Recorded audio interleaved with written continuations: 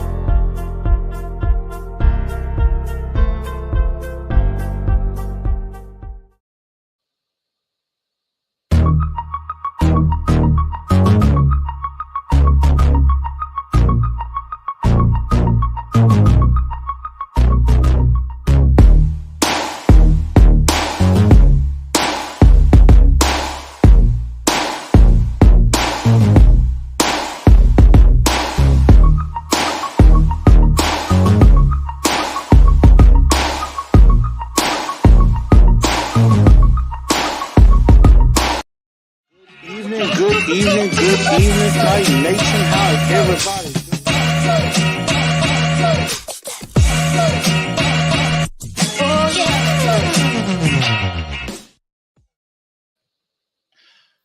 Good evening, Titan Nation. How's everybody doing? Welcome into TNT tonight. I'm your host, Chris, a.k.a. Blue Enforcer, a.k.a. The Truth, and we're going to have a very fun episode for you tonight. Definitely make sure y'all share this show out. As you see on Facebook, you can join the TNT Enforcers page on Twitter at TNT Blue Enforcer, and also on Instagram at Titans_in_truth. Make sure y'all join those pages so that way you know what's going on. If you're on Facebook, Facebook, use that share button, share it out to everybody, let everybody know where they need to be so that they can join in on the fun. And also, if you're on, if you're on Instagram, definitely make sure on Instagram that that you like it on Titans_in_truth. Definitely make sure that you like it. And then that way I know that, hey, you're paying attention and you're enjoying the show.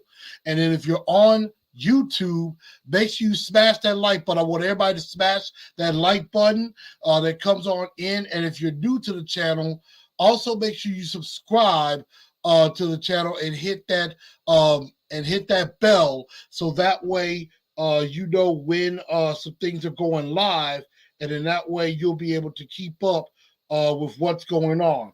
So I appreciate everybody being there with me. I know more of you are going to be coming on in as we get this show going. Also, this will also end up being out on Spotify, iHeartRadio, Apple Podcasts, and Google Podcasts as well. I'm going to be working out some kinks to where we could go live on those channels as well. So I'm working that out too. But I appreciate everybody tuning into the show. And we're definitely going to get this thing started. And let's talk some Tennessee Titans. So the Titans taking on the Green Bay Packers. This is a big game. And This is a game that, could definitely put us in a good spot.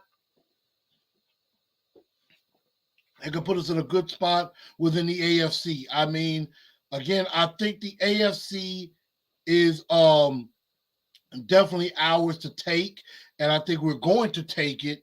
And then at the same time, we can always do even more because we have a chance to, this AFC is wide open. It is open. We're third in the AFC. We're tied with the Dolphins, and we are just a game behind the Kansas City Chiefs. So, this is going to be, this type of game, even though it is against an NFC opponent, this could do wonders for us if we're able to win this game on the road and get to 7-2. That is going to be very important, and it will also definitely set us up good going down the road. This is one of those games that I thought was going to be a very, very tough game to win. And y'all, excuse me, I'm sharing this show out right now as we speak to friends of mine, hoping that they'll come on in and watch or spread it out to everybody else too. So that's why you see me looking down a little bit, but not for long, because I am going to bring to you this show. So also tomorrow night, I will be live. I'm not sure of the location just yet. I could be live at El Toro Loco tomorrow night, or I will be live right here in the Man Cave studio. And so, that's, definitely something that we're definitely going to try to do is we're definitely going to go live and everything. So that's going to happen anyway. Right now, the location is up in the air at the very moment. So, because I do have to work early on Friday morning, and, brother got to get his sleep. But, I mean, I'm probably going to be up watching the game anyway. Might have a guest on. I'm not sure. When it comes to that, we're definitely going to see. So, Titan Fox, I apologize. Yes, we're 6-3, trying to get to 7-3. That's the plan. So, that is definitely what we're trying to do, and that's what we're working on, and that's what we're going to try to do this tomorrow night. So, let's get right into the news. DO9, I see DO9 is in here. Ms. Mims, welcome in. I know you got Bible study tonight. Glad you could join us. Weezy Bowski, kind of missed you for the last week. The Mad Titan is here. I know Titan Fox and AZ Mick is here. Again, y'all, make sure y'all share the show out. Everybody hit that like button that is at the sound of my voice right now. And we're going to have some fun. So, after the victory over the Denver Broncos, there were some comments. There was a question asked, I believe, on Monday in regards to the play calling. And I'm bringing up some information right now. And I kind of want y'all to hear some of this and give your thoughts, because there was, the press conference happened on Monday, and Mike Vrabel, was asked about the play calling. He was asked, was he satisfied with the play calling? Was he satisfied with Todd Downing? And I want you to take a listen. This is what Vrabel had to say in regards to the play call. And this is the whole thing. This is from Paul Kaharski, who no longer is at Outkick 360 now. But this is Paul Kaharski asking Vrabel, is he satisfied with the play calling of Todd Downing? And this is the response he gave. Again, we've been through that. As far as the play call, Todd talks to the quarterback. So whether he calls every play, I tell him I want a play called. That's but he talks to the quarterback. You satisfied with the way play calling's gone this year? Yeah, I think as long as the play calls are given to the signal caller in a timely fashion, and that we have time to get out there, whether it's offensively or defensively, make a call. I think players are more important than plays. I think teammates are more important than players. So hopefully, we're getting these guys the call, and they understand the details. But there's no magic call. We called a flea flicker yesterday. It was very well executed by the players, and that's why we scored a touchdown. So, we have to make sure that we're getting the call, which I think we are, and that we're communicating, and the call that we're getting, that everybody understands what's being asked of them. Okay. Did everybody get that? I will probably play it again because there's probably a little bit where I didn't get it either. And that was Mike Vrabel in the press conference. Again, was asked about the play calling, and basically it was a whole bunch of this, and there was no real answer. Once again, you know what? I'm going to play it one more time, just a little bit. Again, I'm going to ask y'all, did Mike Vrabel say anything in this comment? As far as the play call, Todd talks to the quarterback.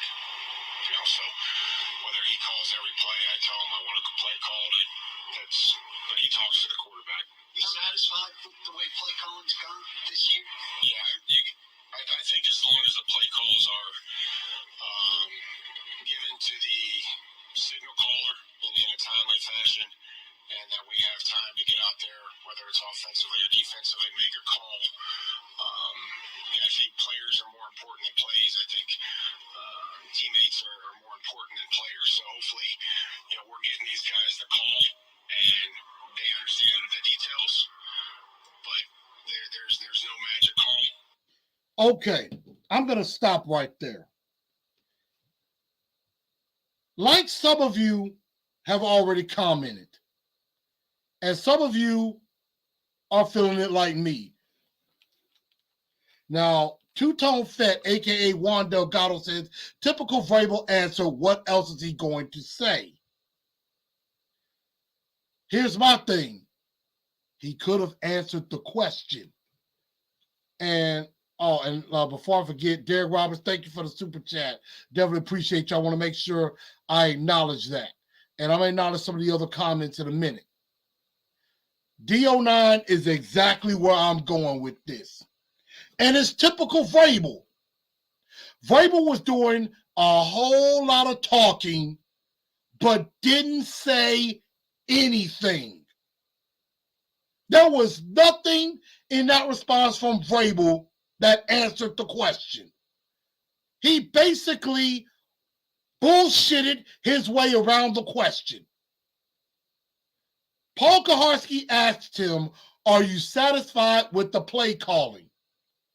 It's basically a yes or no question. He could have easily just lied to us and said, yes, I'm satisfied with the play calling. It wouldn't have been the answer we wanted to hear, but he answered the question. In this situation, he didn't answer the question not one bit. He bullshitted and skirted around the question. He beat around the bush. Instead of answering the question, was he happy with the play caller, he goes all into this gibberish of explaining the process of getting the play in. So basically, Vrabel is saying, well, as long as we get the play in, then the play calling's good. As long as we get the play in. But I'm like, are you not satisfied with the type of call that's in? It's basically saying, well, I'm just happy when we get the play in a timely fashion. Doesn't matter what the play is. It could have been, Derrick Henry dropped back. It could have been a Derrick Henry King Cat rolls out to the right, throws a deep corner. He tries to throw a deep corner route to Ryan Tannehill. And he would have said, hey, we got to call in on time. We got to call in a timely fashion. I'm good with that. He did not answer Paul Kaharski's question at all. And it makes me wonder, does it seem to any of you that Mike Vrabel seems to be content with this offense and with Todd Downing being the worst offense in the league? Remember, they are 32nd offensively. 32nd, and there's only 32 teams in the league. 32 teams in the league, and you are dead last. You are dead last. But yet, he seemed like he's fine. He seemed like, hey, when we get the play call in, we're good. Time Fox says he said media answers. He doesn't like to give out too much. Well, Time Fox, I love it, but no duh. We've known that for 5 years now. Vrabel will not give anything, which is ridiculous. It's like, come on, man. Be real with us. Don't treat us like we're stupid. And sometimes I think Vrabel does that. He treats us like we're stupid, like we're not picking up on his crap. And, and he also said the quote of, well, players are more important than plays. Teammates are more important than players. And I'm like, what the hell are you talking about? What the hell are you saying? Now, there are some out there that would think, okay, you're taking a jab at John Robinson. And, Todd Downing today, mentioned, had a press conference too. And from what I was hearing, and it would seem like he was blaming the players on this too. I'm like, okay, and I've said this before and I'll say it again. Whenever it is one or two players that make mistakes or are not good, it tends to be those players.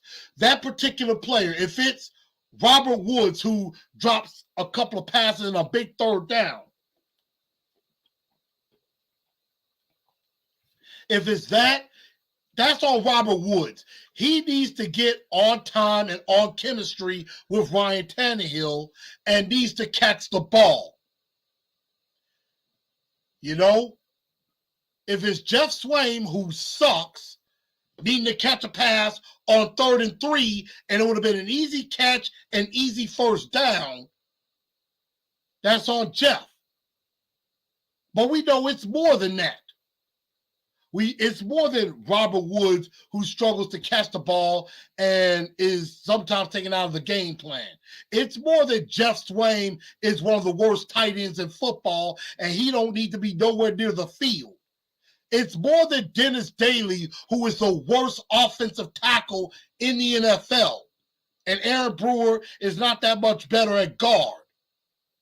So if it's one or two players that are struggling, it tends to be those one or two players. But this is an entire unit that's struggling.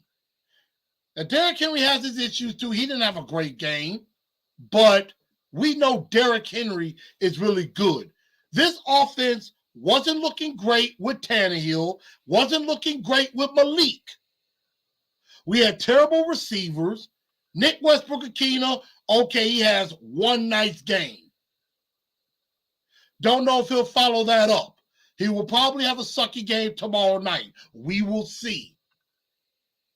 But if an entire unit is struggling, don't you think you should look at the coach? Who's the leader of the unit? Todd Downing. He is the offensive coordinator. Now, some people may ask, well, isn't that an indictment on Tim Kelly as well? He's the passing game coordinator. And to some parts, that is correct. He is the passing game coordinator. He probably talks to Todd Downing. They work together. And, he might say, hey, we should definitely try this. But at the end of the day, it is Todd Downing's call. And he ain't doing it well. Again, 3rd and 3 on the first drive. Tannehill swings it out to Jeff Swain. Swain has open field, easy first down, and he drops it. First of all, why is Jeff Swain even out there on that particular play? Why isn't Austin Hooper or Chig on that play? I bet one of them would have caught it. So why are they not on the field? Why is Austin Hooper and Chig not on the field on run plays? Then, so that was one mistake. Another mistake was the 3rd and 3 after it was 2nd and 13 after a penalty. Derrick Henry picks up 10. Instead of going back to Henry on 3rd down, you give it to Dontrell Hilliard. Henry's off the field.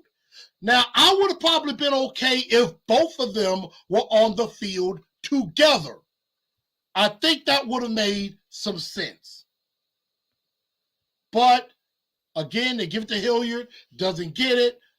Of course, we're part of a punt fest. NFL record, by the way, 17 punts between the two. So, the fact that Vrabel just keeps defending Downing, and, of course, the Malik read option fumble in the 4th quarter when Malik should have not been in that position in the first place. If that was earlier in the game, if it was like 2nd and 3 at like the Titan 45 or the Bronco 45 in like the 2nd quarter, okay, maybe that's different. Maybe I might tolerate that. But again, no feel for the game, and Vrabel just seems, yep, we're good. We're the worst offense in the league. We're good. We're not going to change a thing. We're not going to change nothing. We're not going to make no moves or anything like that.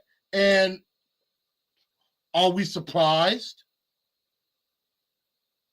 Absolutely not. Not surprised at all.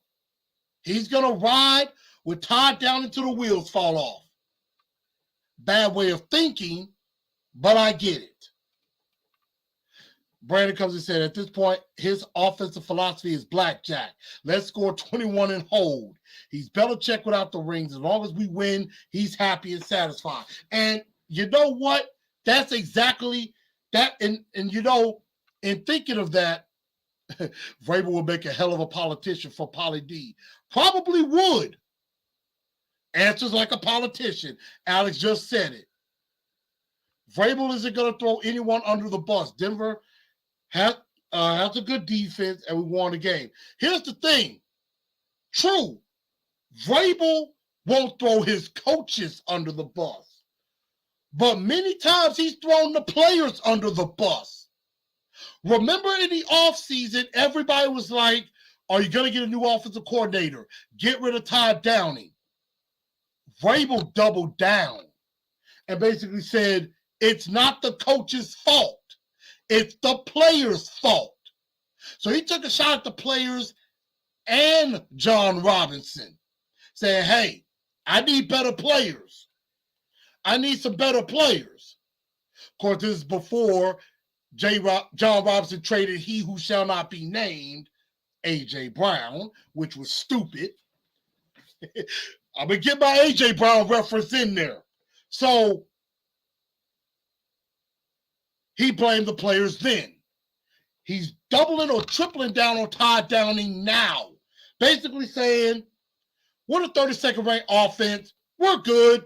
We're winning. We're good. It doesn't matter that we don't have a good receiving core. It doesn't matter that our offensive line, especially on the left side, stinks. Long as we're winning, everything is great. Nothing's wrong. There's no problem with our offense. And again, I keep wondering, does Vrabel even know or realize that there is a problem?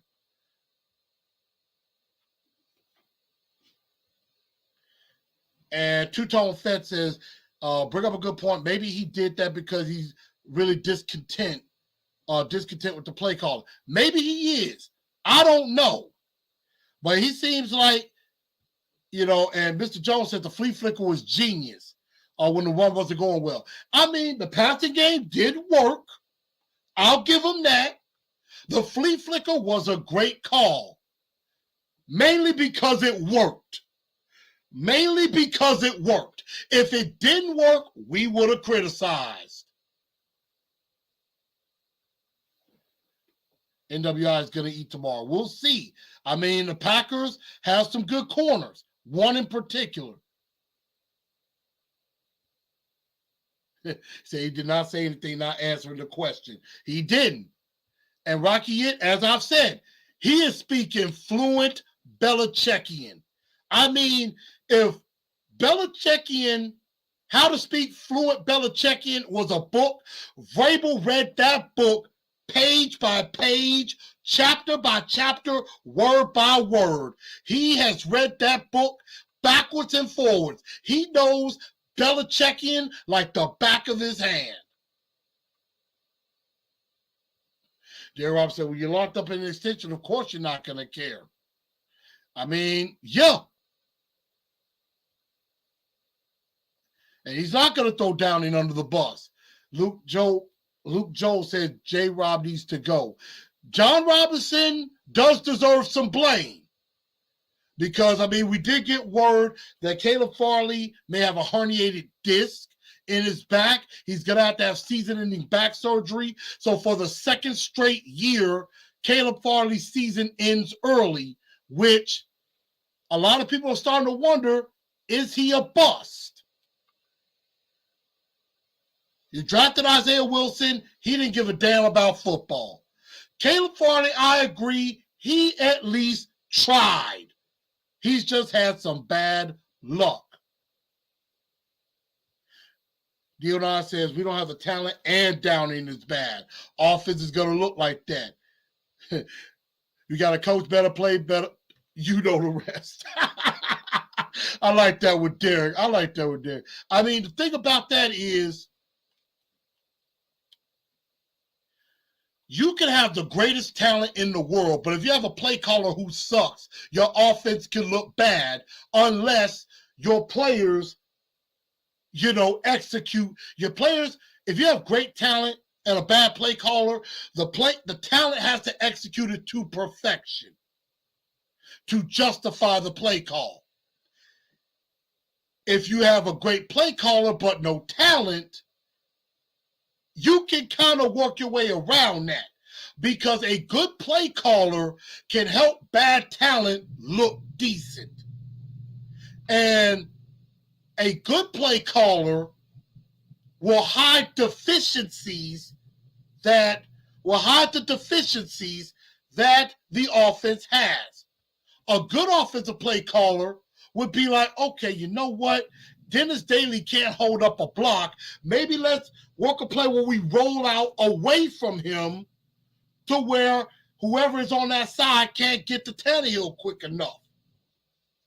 And maybe put a little bit of extra block on the right side to help Nicholas Petit-Frere. Even though Nicholas Petit-Frere, I think, is doing pretty good. Even though against the Broncos, it wasn't a great game for him. Now, again, I know, like Mr. Jones is saying, what about the things we did well? I'm going to get to that. Ty South says, I pray Tim Kelly starts calling plays. Well, according to a lot of media, especially Buck Rising and a few others, no changes are going to be made. They're going to ride this thing out with Todd Downing. And I agree. But it seems like exactly. Jeff Swain needs to give up not playing. He should not be anywhere near the field. Any of the snaps that he's getting should be going to Chig or Austin Hooper. I made this number up in my mind. If the Titans have 65 snaps, Hooper should get about 50 to 55 of them. Chig should get about another 45 snaps, 40 to 45, maybe 50 snaps. Well, no, I take it back. 50 to 55 snaps is Austin Hooper out of 60. Chig should get about 40 to 45 snaps. Jeff Swain should get no more than about 10 snaps, maybe even less than that. Him and Cody Hollister should have less than 15 snaps, should have less than 12 snaps a game. They should really be rarely on the field. Tied up. Now, I will also say there are some things in Mr. Jones' mind we did do well. Brian Dable, hey, the Giants are playing well. The Giants could definitely be, Brian Dable could be up for Coach of the Year. Also, I believe Kevin O'Connell in Minnesota could be up for Coach of the Year as well. Definitely. McDonald in Miami could be up for Coach of the Year. I could definitely see that. What happens if we lose in the playoffs? I mean, we're definitely going to see. Vrabel is in line. And I know a lot of people saying that that's a bust. And so, you know, Jameson says, we need to go to Chiefs philosophy. Keep it simple. I know that's right. If something happens to Vrabel, Danny more than likely takes over. I hope not. God, I hope not. Malik will be just fine. He's good. He throws a good ball. He throws some deep passes that will drop. I mean, again, I think Malik can get better, but he's not ready just yet. They need to use Chig and Hooper more. I agree. Again, there were a lot of things that we did do well. I think there's a lot of things we did do well. NWI had a nice game. I think he heard what I said and ended up producing because he did not like the fact that I talked major crap about him, which was well-deserved. So, golf clap for me. Golf clap for me. Hollister is an itch that won't go away. I know that's right. Didn't have many snaps. I believe he only had like 7 snaps in the game. Keep it just like that. Hollister don't need to be on the field no more than about 5 snaps, if any. So, again, that was Vrabel. And I have another comment I'm going to play toward the end of the show. I got some news on Long as far as the injury report. We're going to get to that. But everybody, we did get some other news as far as the roster. As y'all know, Larrell Murchison got a multi-year deal. He's on the roster. Joe Schobert, the linebacker, he's on the roster. The Titans signed kicker Josh Lambeau, formerly of the Jacksonville Jaguars, onto their roster. And has officially ruled out Randy Bullock for this game with a calf injury. And to make room for Lambeau, they cut Chris Conley, which most likely they're probably going to add him back to the practice squad. So they're probably going to add him back to the practice squad probably Friday, most likely. I mean, that's what I think will happen, but I don't know. So Lambeau, I think Lambeau did do some good, although he struggled at times a little bit earlier in the year. I think he missed he missed an extra point. And I think he missed a couple of kicks early on. So that's why, of course, he was not on the team. But this could be a one-gamer, and we see how he does. So, and there's definitely some more injury news that we're definitely going to come up with. that we're definitely going to have. So, you know, this team going up to Green Bay, it's going to be an interesting one. So before we do talk about Green Bay, let's get your two-tone blue star of the game nominees. I know the Mad Tide is thinking Lambeau, how kind of appropriate. Lambeau. I thought you were going to say lame-o, but I'm hoping that he's not lame and does well with the kicks. So, Juan says, Wabu County down should have been Hollister instead. I agree. I definitely agree. Wheezy Bounce said, I'm concerned for Ben Jones. Big spot to cover. Yep. We're going to talk about that. It's going to be next man up with Corey Levin. Man Hour, what's up with you? And shout out to Man Hour, the Man Hour Sports Talk. Y'all definitely make sure y'all check out that channel. I work with him and things like that. Y'all make sure y'all check him out and definitely get some support. Got some good content that they do put out.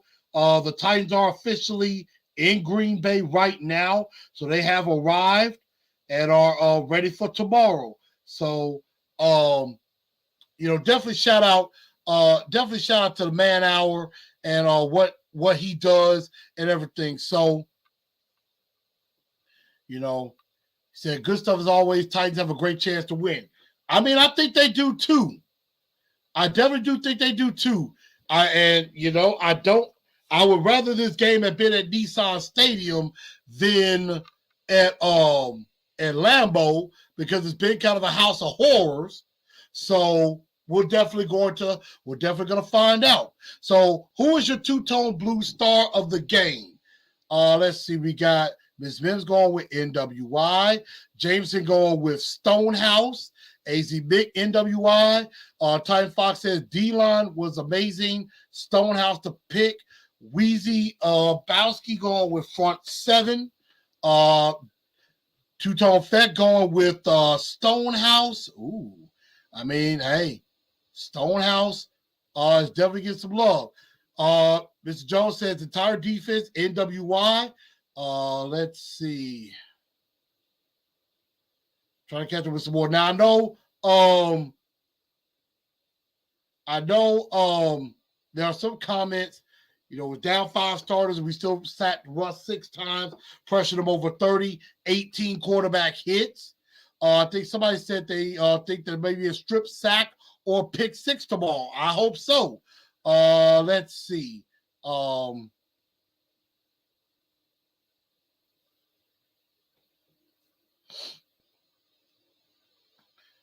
Rocky, you're like, why we got to go back to Lambeau again?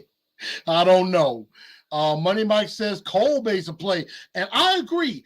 Dylan Cole has been pretty solid. A solid season. Yet going with Tannehill.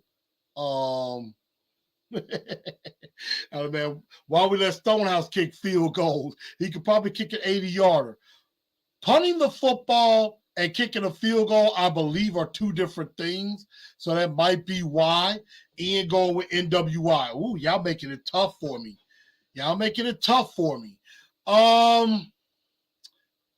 The two-tone blue star of the week.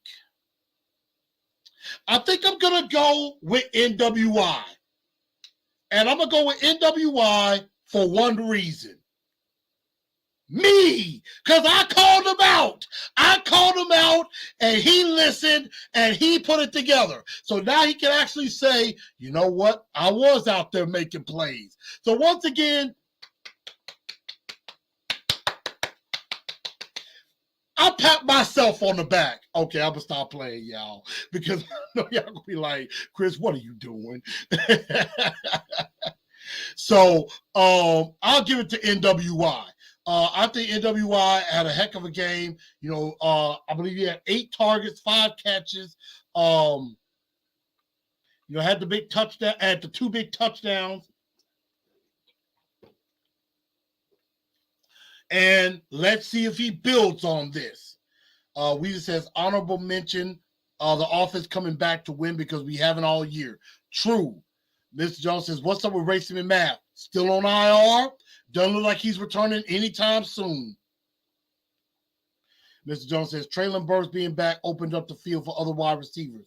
I mean, you know, I hope Burks can get more targets and can produce. That would be definitely helpful.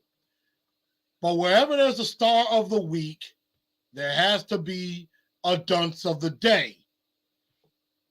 Now, I know where most of you are probably going to go with this. But I'm starting to have a different perspective of all of that.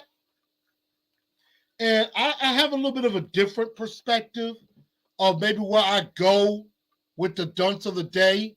But I want to ask y'all, who is the dunce of the day? Who is the screw up? Who did not look good in this game?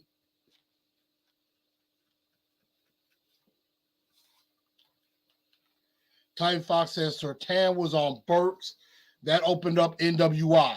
And, I mean, Surtain is good. And we're going to face another good corner in Jair Alexander tomorrow night. So he's very good.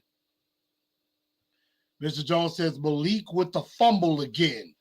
And, I mean, yeah, Malik fumbled the football. That is true. That is definitely true. I mean, it's not good. That is definitely not good. Paulie D going with Malik again. He runs this kind of play throughout his entire life. Jameson goes with Todd Downing. Weezy going, I mean, let's see. Jameson going with Downing. Ian going with Downing. Weezy going with Downing. And I kind of figured that's where a lot of people were going to go with this, with that. And I want to see some more.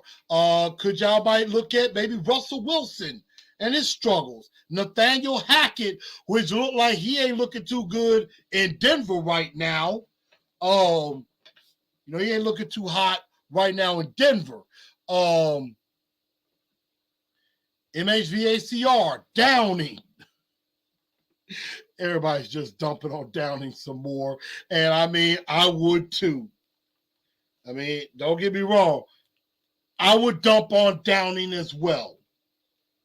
But I'm going to go a little bit of a different direction.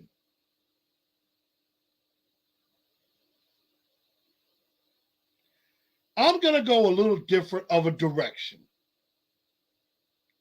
And this is why.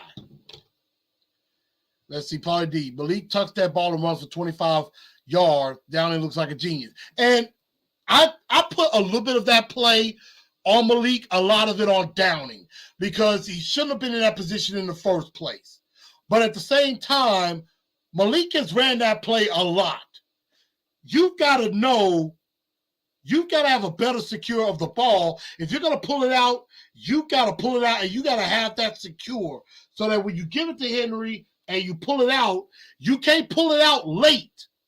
You got to pull it out early, because if you pull it out late, Derrick Henry is already trying to grasp the football, and you trying to pull it out from him. That's what a fumble is.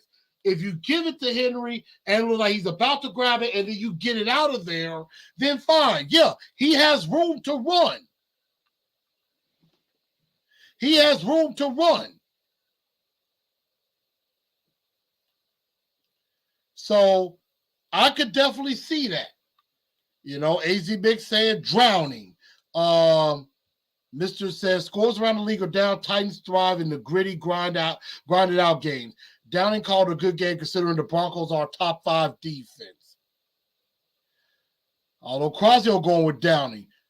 Titan Fox is going a whole different direction. I'm taking a stretch here, calling out my favorite player, Henry. Ooh. He said Derrick Henry is a dunce of the day. I believe that is the first time ever ever since I started doing Star of the Game or Dunce of the Day, that Derrick Henry has been a nominee. Would you trade Simmons to get Jalen Hyatt, Alex Mann?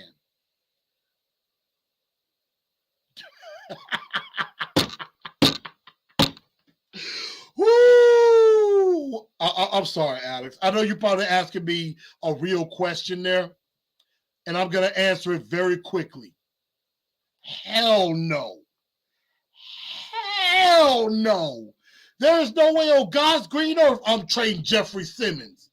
And I think deep down inside, you're thinking the exact same thing. You're like, you know what? Hey, I'm just going to ask it just to see what you think. So, Money Mike says you're tripping. I know.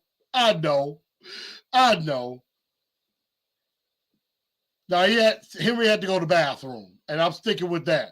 That's the story. We're sticking to it.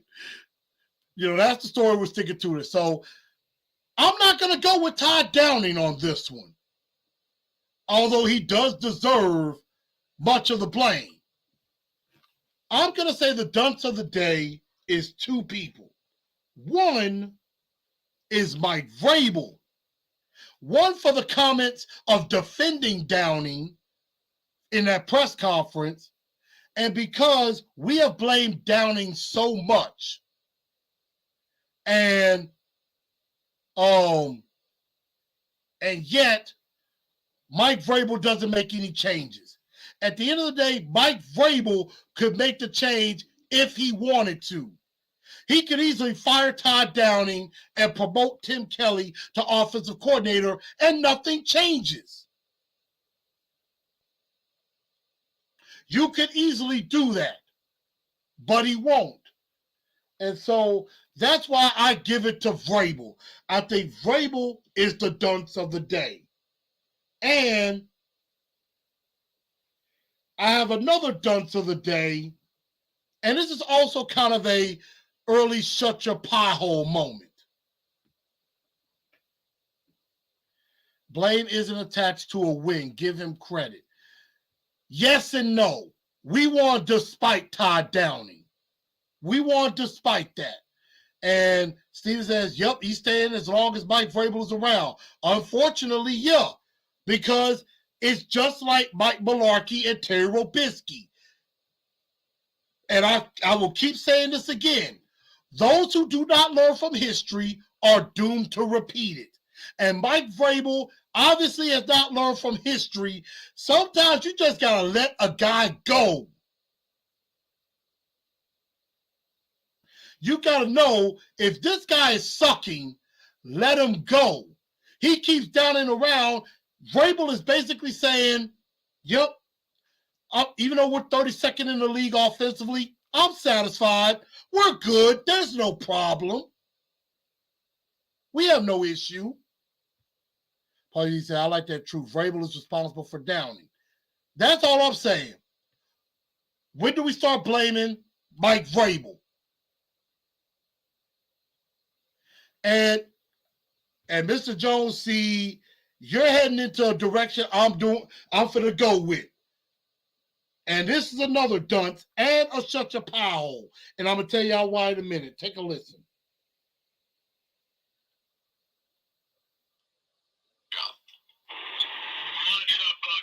First off, the fact that nobody but a small minority of fans have figured out that PJ is really just a live embodiment of Jack Rose from Any Given Sunday boggles my mind. All right? He is intentionally an antagonist. He says things to Vrabel to set him off. And Vrabel played it perfectly by not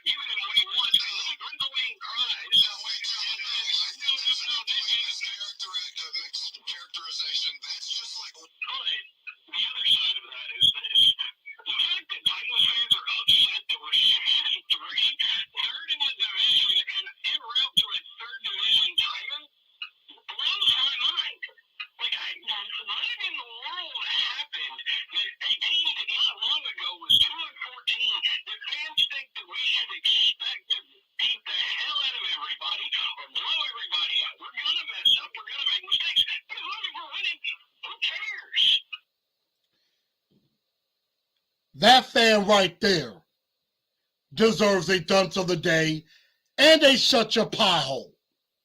And this is why. And this is why. I get it. We're 6-3. We're winning. We're winning despite having a terrible offensive coordinator. We're winning despite having a not so great offensive line, no wide receivers.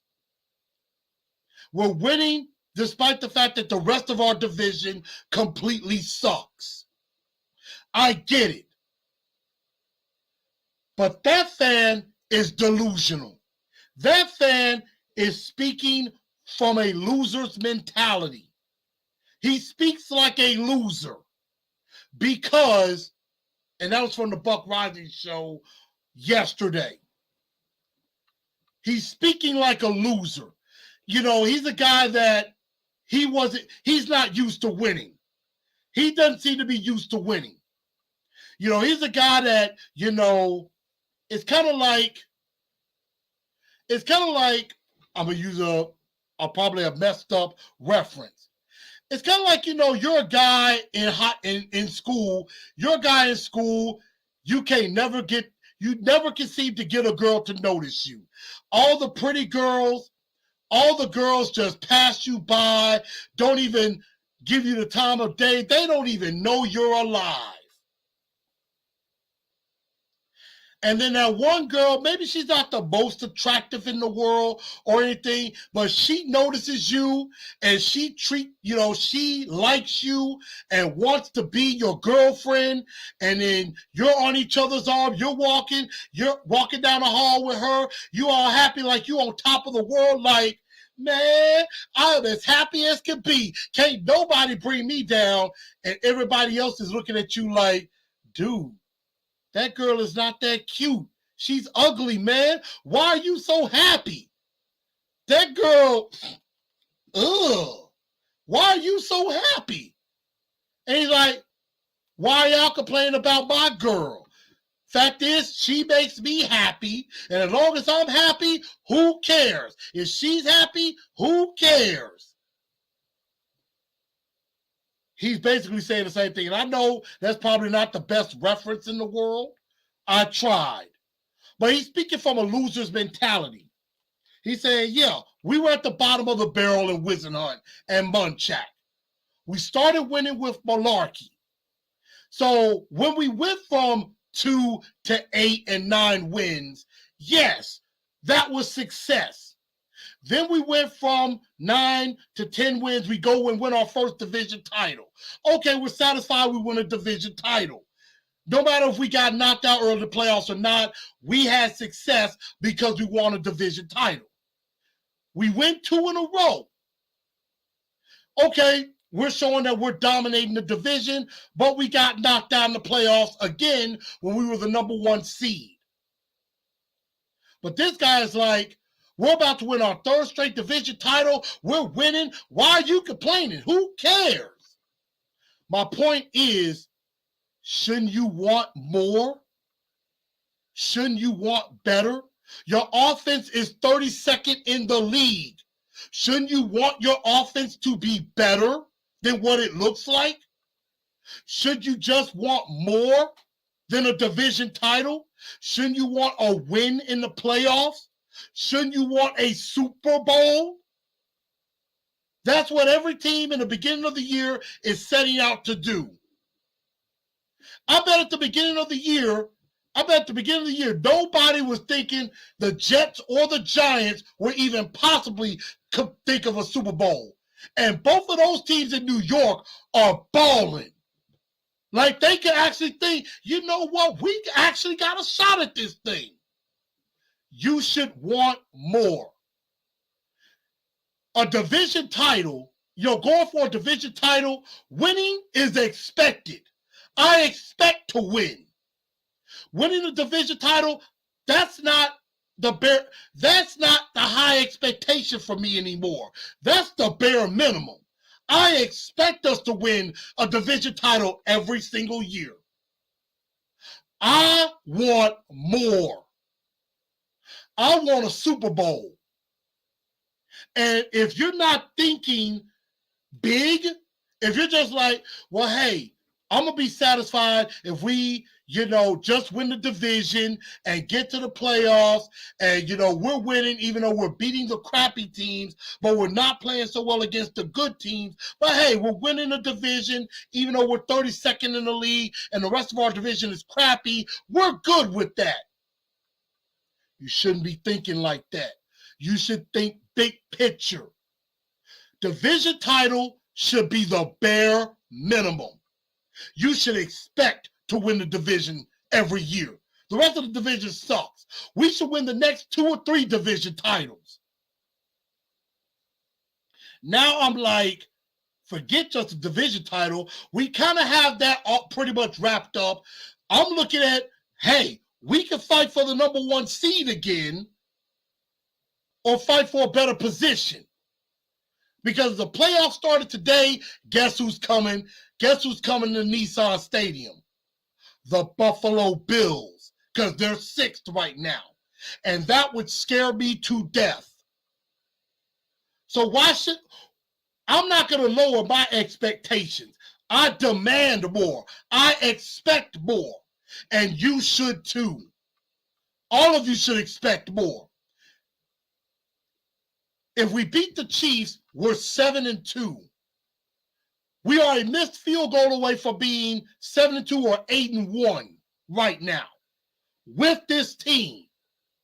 The defense is legit. Offense, albeit played better yesterday, played better the other day, still has some work to do. Yes, I want to win, but I want to win big. I'm not thinking small. So, am I wrong to think like that? Am I wrong to disagree with that gentleman's comment? Let me know what y'all think.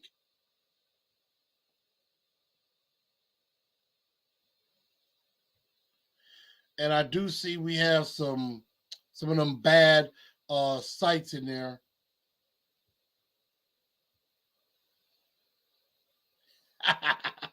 Bruce James, I appreciate the super chat. Said, can you smell what the Titan defense is cooking? I can't do the people's eyebrow that good. So I can't do the eyebrow that good. I am going to try, though. But, again, am I wrong to think like that? I must be doing something right when we have these bot sites coming in. I must be doing something right. So I'm going to go back and read some of y'all comments. But am I wrong to think like that? Just because a win isn't sexy doesn't make it count for less. And again, that's true. Jameson said that was a horrible take to be on. Now, James, are you talking about by me or by that caller from the Buck Rising show? Let me know what you think. This is what I'll be talking about, True. We need a Super Bowl. Agree. And I think Steven says exactly. Yeah, who cares about a good record? Yeah, you could be great in the regular season, but get knocked down the playoffs. Worst offense in the NFL is unacceptable if nothing changes. Even Rich Eisen was calling out the play calling.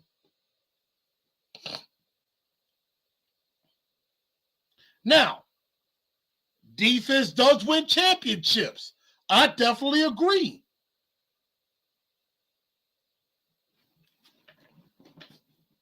So, like, can't live in the past. We're working to get a championship. But I'm just saying, you got to want that. James says, yeah, we are complaining because we have higher expectations of the team. Absolutely. And we do have a Super Bowl caliber defense.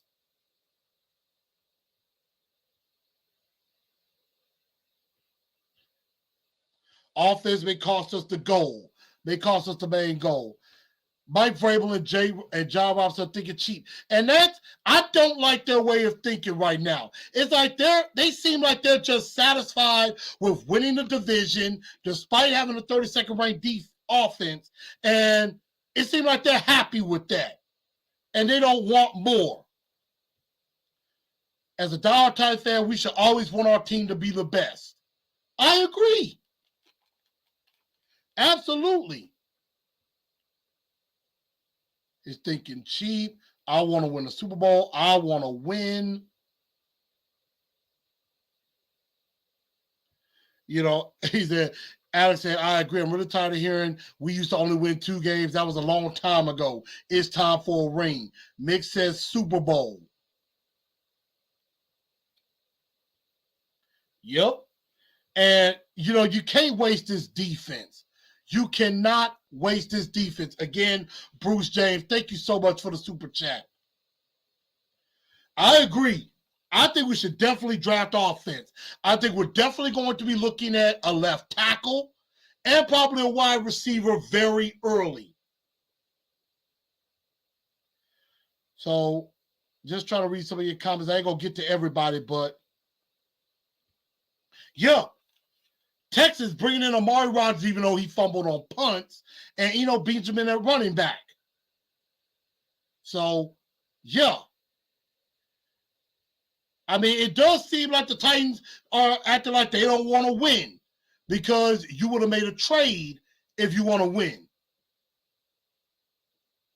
No, I have a higher expectation for the team, for the whole team, not just the offense.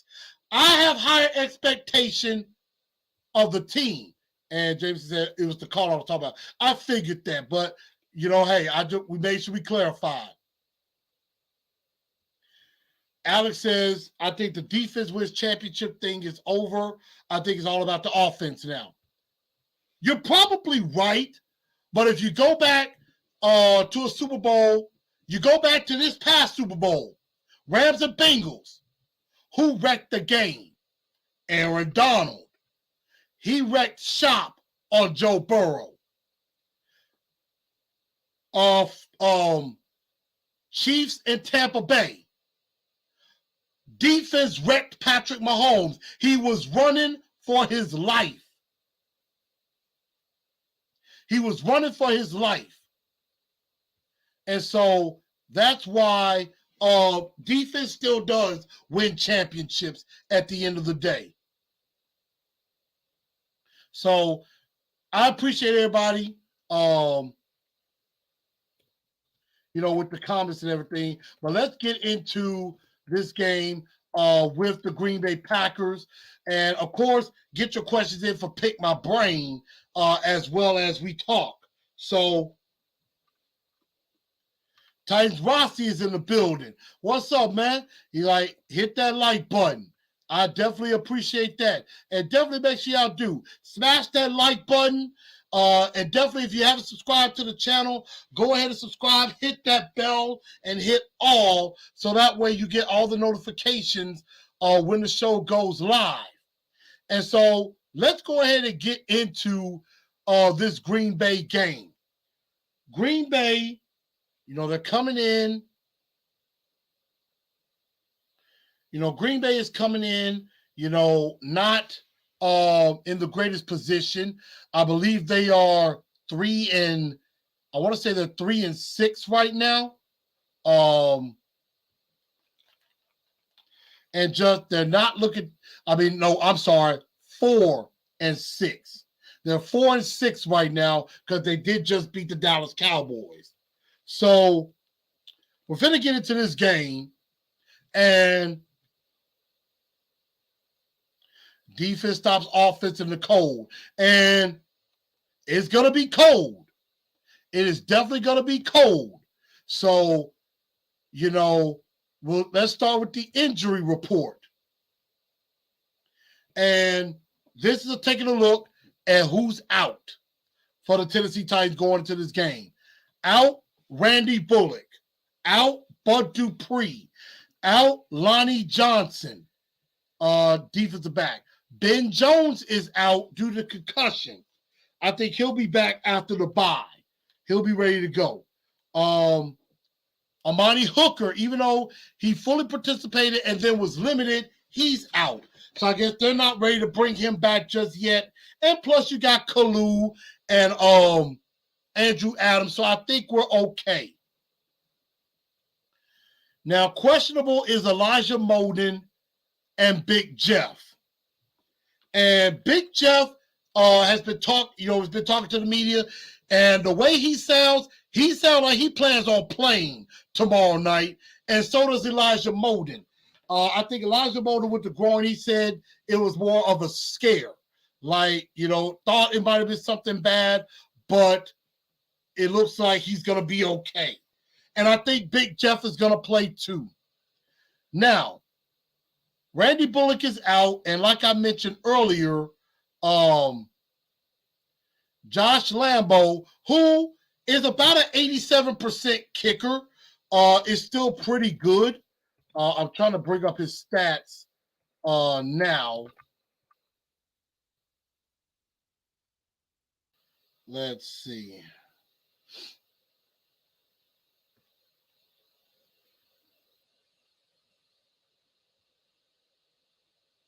All right, here we go. Josh Lambeau.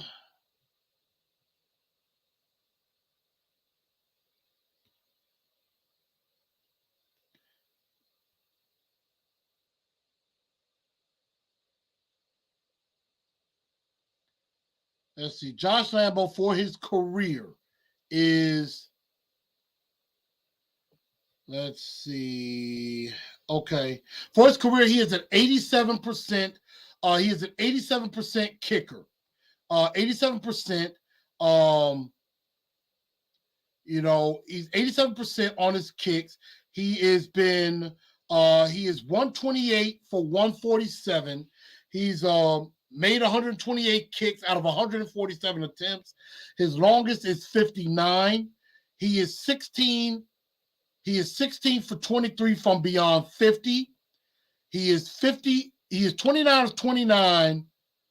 He is 29 of 29 from inside of 30.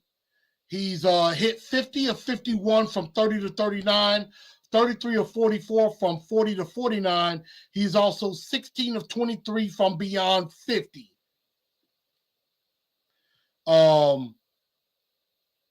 Now, he's 89% on extra points, so that could be an issue. But he's an 87% career kicker. And so he's, I think he's more good than bad. So I think we'll be okay with Josh Lambeau. Now, I am a little bit concerned with Ben Jones. Now, Ben Jones being out could be a problem. But Corey Levin is going to be probably ended up starting for him. And I think Corey Levin could do okay.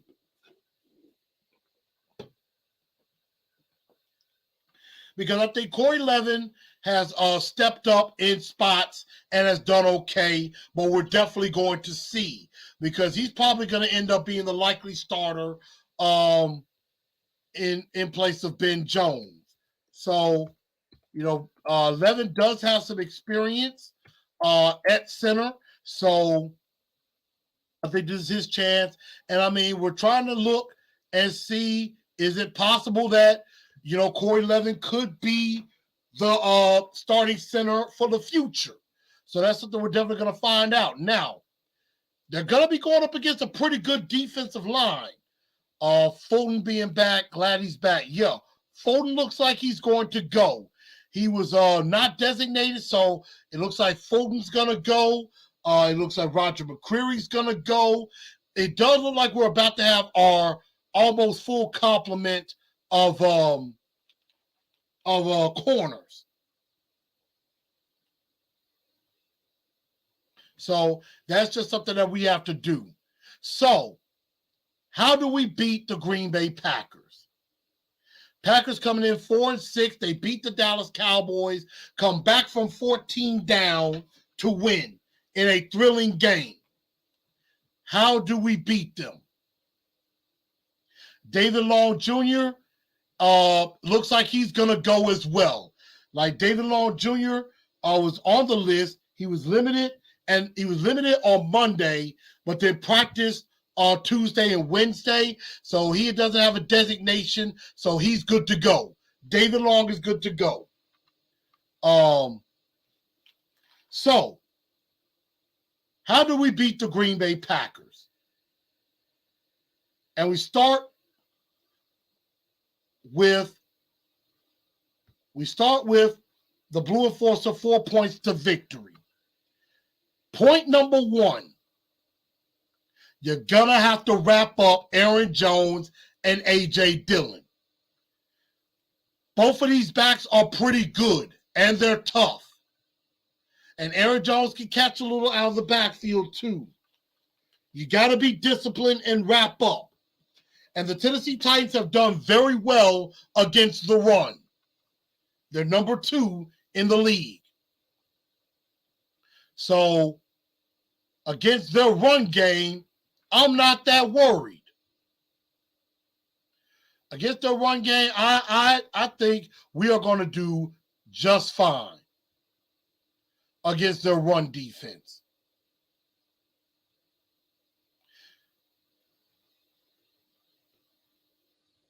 Against their run game.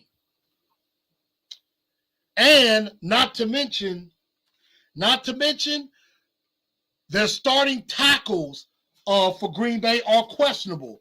David Bakhtiari and Elgin James are both questionable for this game as well. So if neither one of those guys can go, Aaron Rodgers could be in a lot of trouble. And he can even be in trouble if they're in the game, which leads me to point number 2. You got to get to Aaron Rodgers. You got to sack him. The Tennessee Titans are 4th in the league in sacks at 29. 4th in the league in sacks. That number has to continue to grow. You know, we're in the middle of the road is yards for defense in yards. Against the run, we are still number 2. We're just a little under 3 yards behind San Francisco for number 1.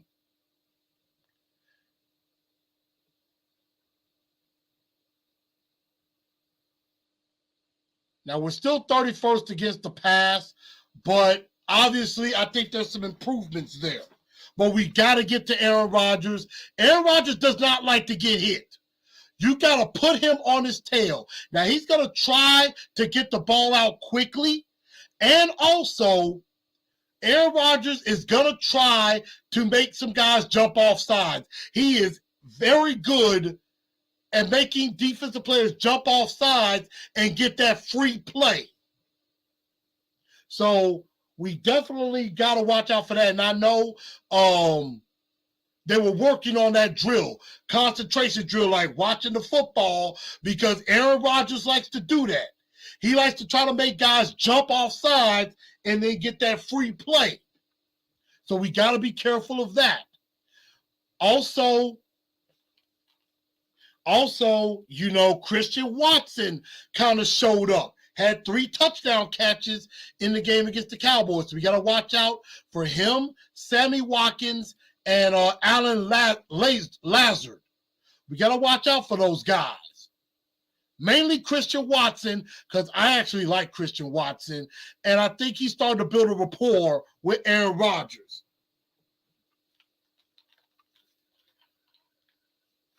So we definitely got to stop the run. And we got to get to Aaron Rodgers. Put pressure on him.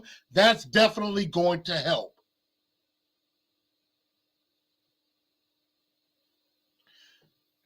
Aaron Rodgers is not easy to get to. Now, I went back and I watched the Cowboys game, but another game I really went back to look at because I was very impressed with this was the Jets game. When the Jets went to Lambeau and beat them. The Jets got after him, hit him many times. Matter of fact,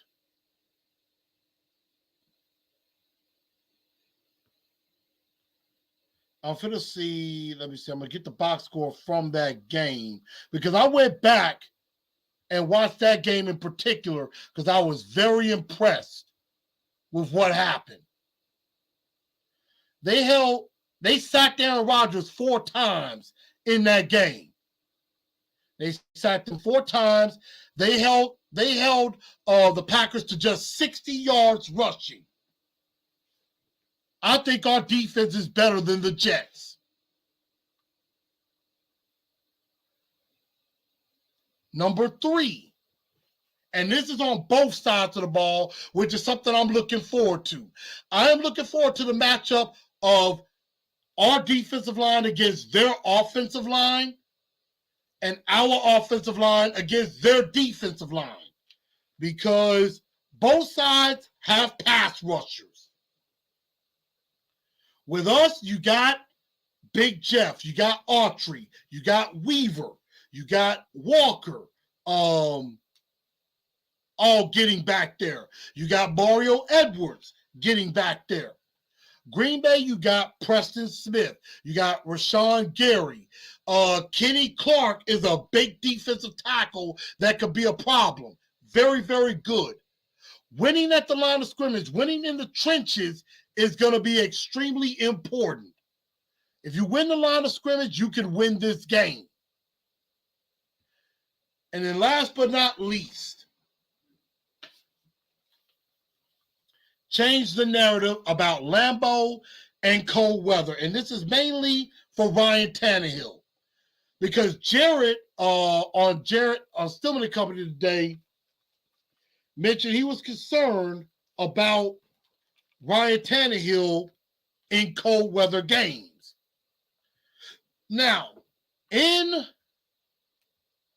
Green Bay, I believe the temperature is expected to be in the 20s by tomorrow night. And so right now it is slated to be 23 degrees and overcast. Tomorrow. So it should be clear. It's just going to be cold. And that's something that they're going to have to do. And the Packers are suspect in the run game. And Ms. Jones says, feels like a Derrick Henry game. Feels like a Derrick Henry game. Let me see.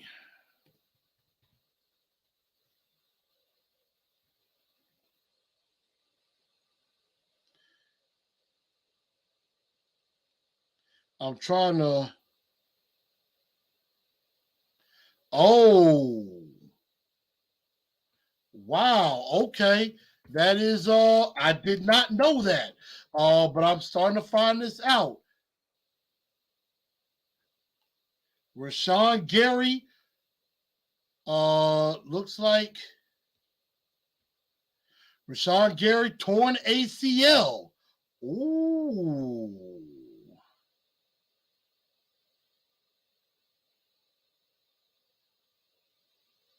I did not know that. I thought he played against Dallas. Honestly.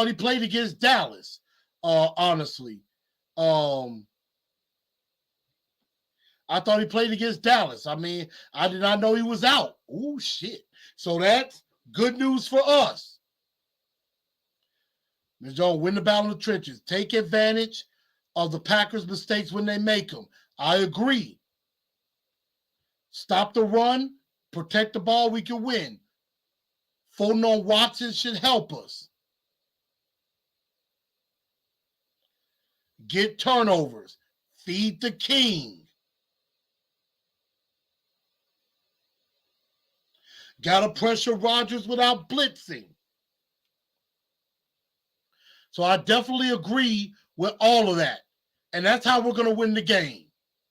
Because Tannehill has tended to struggle in cold weather games. whether it was against Buffalo, whether it's in New England, he tends to struggle. But I definitely like the fact this could be a Derrick Henry type game.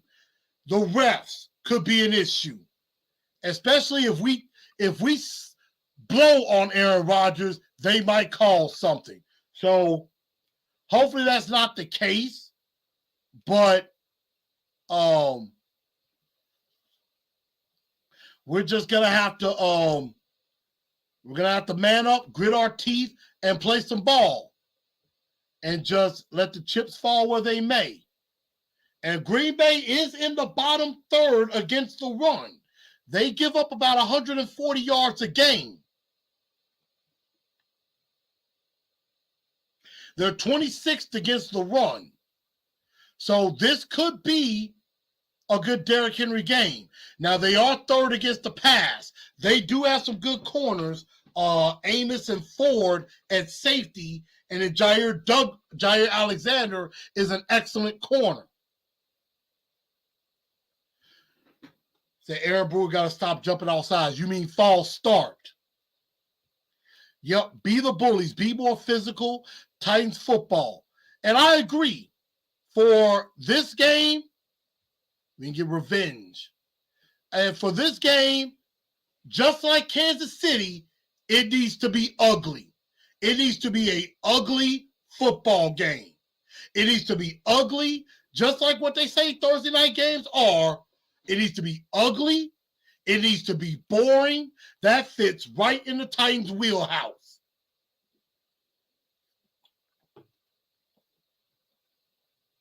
So that's what we're going to have to do. Again, 4 points to victory. 1, stop the run. Wrap up Aaron Jones and A.J. Dillon. Be disciplined.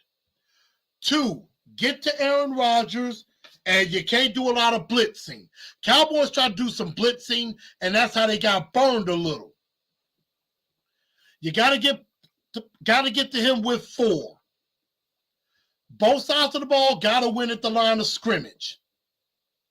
And then last thing, make it nasty, make it ugly, change the narrative. We got to be just as nasty as the weather. And I think we have the defense to get it done. So, moment of truth. Who wins? And I've been going back and forth in my mind about this game. And I do think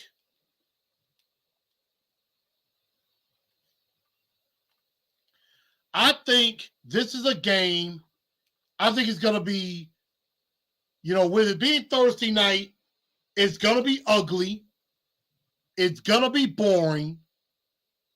And I think that fits exactly where the Tennessee Titans want to be. And I think the Tennessee Titans, even though I was a little concerned,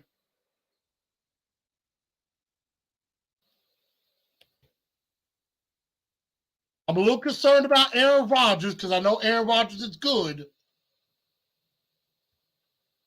I'm going Titans win, 24-20.